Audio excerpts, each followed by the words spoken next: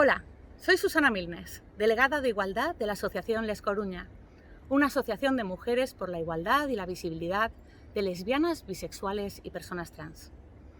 Nacimos por la necesidad de que las mujeres LGBT de nuestro entorno tuvieran espacios propios donde interactuar, relacionarse y crecer sin las presiones de ningún tipo de inferencia añadida.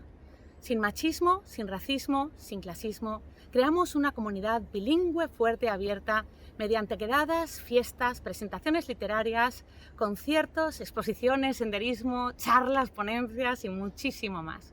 Así es como construimos las bases de un transfeminismo plural y político, de una ciudad acogedora y abierta.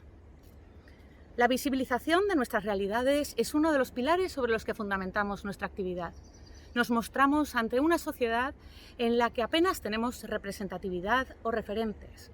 A través de una gran variedad de proyectos de interés local, manifestamos la normalidad de nuestras identidades y relaciones y creamos sinergias con los otros colectivos que ayudan a desestigmatizar a las mujeres LGBT y a desmontar falsos prejuicios.